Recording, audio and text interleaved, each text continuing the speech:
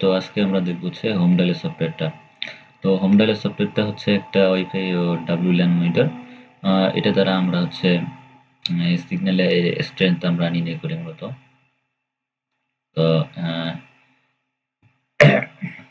এটা দ্বারা আমরা যে কোনো সিগন্যালের স্ট্রেংথ আর কি পরিমাপ করতে পারবো, RSS ভ্যালু বের করতে পারবো।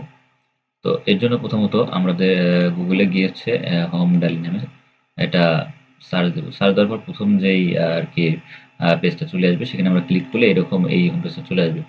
এখান থেকে আমরা জাস্ট উইন্ডোজের জন্য হচ্ছে এটা ইনস্টল করবো, আর যদি ম্যাক হয় তাহলে ম্যাকের জন্য এটা ইনস্টল করবো, ডাউনলোড করবো। তো প্রথমত হচ্ছে এখানে বলছে জিপ ফাইলটা ওপেন করলে ইনস্টল হয়ে যাবে। আর এখানে বলছে যে if you like the software make a donation. না রে ভাই, আমি গরিব টরিব মানুষ, এখানে কোনো ডোনেশন করতে পারবো না। মাফসাইলে চলে আসলাম। তো এটা ডাউনলোড করলে জাস্ট আমরা এইরকম একটা ইয়ে পাবো আর কি। ঠিক আছে, এটা যদি আমি আনজিপ করি তাহলে আর কি এই ফাইলটা চলে আসবে, হোম ডালে ইএক্সি ফাইলটা চলে আসবে। জাস্ট আমার এখন কাজটা কি, আমার কাজ এখন বেশি কিছু না, আমি জাস্ট এই হোম ডায়াল সফটওয়্যারটা এখানে ক্লিক করব। ক্লিক করার সাথে সাথে আমি দেখব যে এইখানে যতগুলো আর কি, হ্যাঁ, যতগুলো আমার রাউটার আছে, ডিভাইস আছে, সেগুলো আমার হচ্ছে এগুলো দেখাচ্ছে আর কি, আমার সিগন্যাল স্ট্রেন্থগুলো দেখাচ্ছে। তো এইখানে মূলত এই রাউটারটা হচ্ছে আমাদের, হ্যাঁ। তো এই রাউটারটা এখন আমি যদি এখানে যাই, আচ্ছা, এখানে আমরা আরো অনেক কিছু দেখতে পাচ্ছি, গেটওয়ে, কন্ডাক্টিভিটি, SSID, ঠিক আছে, অ্যাডাপ্টার ওভারভিউ, অর্থাৎ আর DHCP সার্ভারের মাধ্যমে আমি ছেড়ে কোনটাতে কানেক্ট আছি, গেটওয়ে, তারপর হচ্ছে সাবনেট মাস্ক, এগুলো সব দেওয়া আছে এখানে। আর এখানে frame receive, receive rate, transfer rate, এগুলো সব বলে দেওয়া আছে। এখন পরবর্তী হচ্ছে যে আমাদের এখানে 5 অ্যাক্সেস পয়েন্ট আছে হচ্ছে 5টা অ্যাক্সেস পয়েন্ট পাওয়া গেছে। আর এখানে আমার frequency, uses, access point graph, তারপর হচ্ছে চ্যানেল ইউটিলাইজেশন, তারপর হচ্ছে লোকেশন, এগুলো সব মোটামুটি দেওয়া আছে। তো এখন আমি যদি এই ডাটাটা এখানে যদি আমি রাইট বাটন ক্লিক করি তাহলে আমি এখানে শো গ্রাফ আর স্টার্ট লগইন দেখতে পারবো। তো আমি যদি এখানে শো গ্রাফে যাই তাহলে হচ্ছে আমি যদি এখানে শো গ্রাফে যাই তাহলে আমি এখানে গ্রাফটা দেখতে পারবো যে আমার এখানে গ্রাফে আর কি কতটুকু ইয়া হয়েছে। আমি যদি রিফ্রেশ টিপি তাহলে এইখান থেকে আমার গ্রাফটা দেখাচ্ছে আর কি। ঠিক আছে, এইখান থেকে হয়তো সময় লাগবে, সময় লাগতে লাগতে আমার এখানে গ্রাফ বের হবে আর কি, আমার কত ডেসিবেলে যাচ্ছে আর কি। এরপরে আবার আসি এখানে আসলাম, এরপরে লগিং দিই। ঠিক আছে, লগ ফাইল আমার তৈরি হবে। তো এখানে আমার all access point log file আমি যদি এটা সেভ করি, ডেস্কটপে সেভ করলাম। সেভ করার পর যদি আমি একটু দেখি এখানে, এই যে অ্যাক্সেস ফাইল লগ ফাইল এখানে যদি দেখি, তো আমার এখানে লগ ফাইলগুলো 3টা লগ ফাইল দেখাবে। এখানে আমার হচ্ছে কানেকশনে যে কিছু হচ্ছে এখানে আবার অ্যাক্সেস পয়েন্টগুলোর নাম থাকবে। প্রথমে হচ্ছে যে এটার তারিখ, তারপর হচ্ছে ম্যাক অ্যাড্রেস, তারপর ভেন্ডর, এটা হচ্ছে আমার যে কোম্পানির রাউটারগুলো সেগুলোর হচ্ছে ভেন্ডর নাম লেখা আছে, SSID। তারপর হচ্ছে অ্যাক্সেস পয়েন্ট হচ্ছে আমার এখানে এই ডিএক্সি গ্রুপের I2C এগুলো হচ্ছে আমার রাউটারগুলোর নাম আর কি, এগুলো হচ্ছে আমার অ্যাক্সেস পয়েন্ট। কানেকশন এপি এখানে দেওয়া নাই, সিগন্যাল স্ট্রেংথ আপনার এখানে দেওয়া আছে হচ্ছে যে এখানে 80 করে দেওয়া আছে। আর কানেক্টেড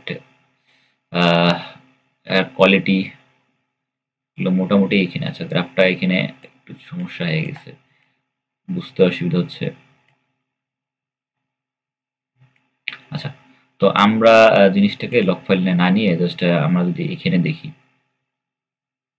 বিশেষ করে এখানে দেখি তাহলে সবই সুবিধা হয়। তবে এইখান থেকে আমরা আরেকটা কাজ করতে পারি, ক্লিপবোর্ডে কপি করতে পারি, আর হচ্ছে সেভ অল CSV করতে পারি। আচ্ছা, আমরা এখানে সেভ অল CSV তে যদি যাই তাহলে এখানে অ্যাক্সেস পয়েন্টগুলো জাস্ট দেখতে পারবো। সেভ হয়ে গেছে। এখন আমি যদি এখানে, আচ্ছা, সেভটা গেল কোথায় একটু দেখে নিই। সেভ অল CSV ফাইল হচ্ছে, আচ্ছা, এখানে ইয়েতে আছে, স্টেবল সিএসভি ফাইল। এখানে আমি যদি সিএসভি ফাইলটা ওপেন করি, জাস্ট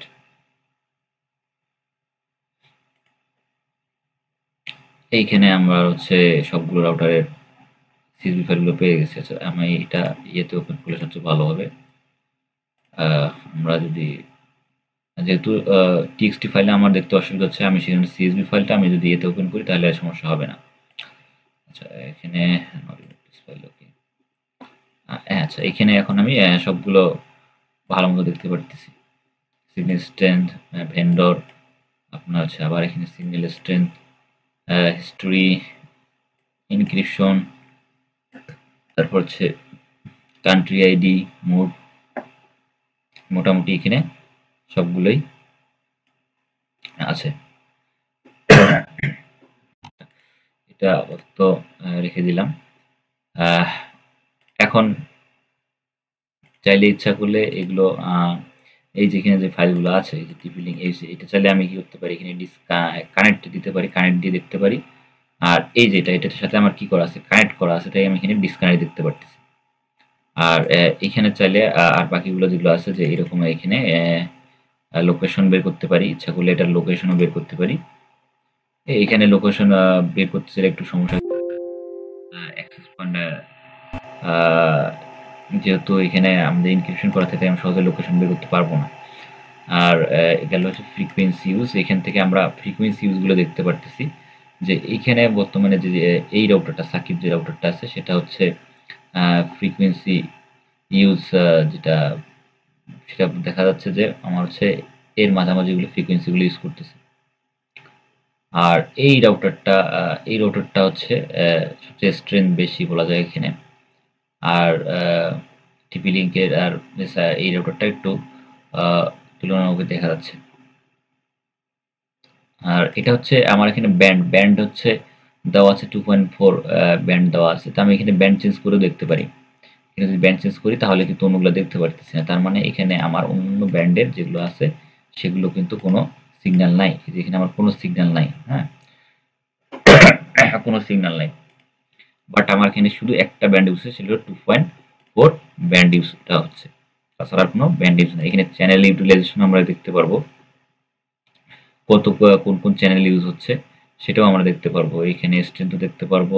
আর চ্যানেল, এখানে চ্যানেল ইউজ হচ্ছে আপনার হচ্ছে 2 চ্যানেল নাম্বার 11 নম্বর চ্যানেল ব্যবহার হচ্ছে, আপনার হচ্ছে 1 নম্বর চ্যানেল ব্যবহার হচ্ছে।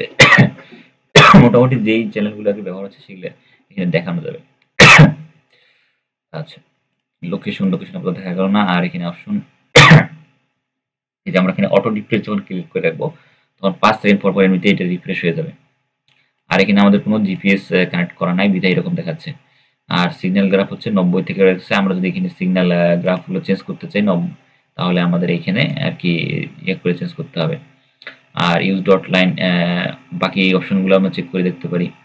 অল্টারনেটিভ সিগন্যাল গ্রাফ এটাও দেখতে পারি। এখানে এই যে এরকম কালো হয়ে গেল এটা দেওয়ার পর, এক করে আমরা এরকম চেক করে দেখতে পারি। হোমল্যান্ডের বাকিগুলো মোটামুটি ছিল এই হোমল্যান্ড এর ইনস্টলেশন এবং এর যে আমাদের টার্মিনোলজি যেগুলো আছে সেগুলো আমরা দেখানোর চেষ্টা করছি এই ভিডিওতে। সবাইকে ধন্যবাদ।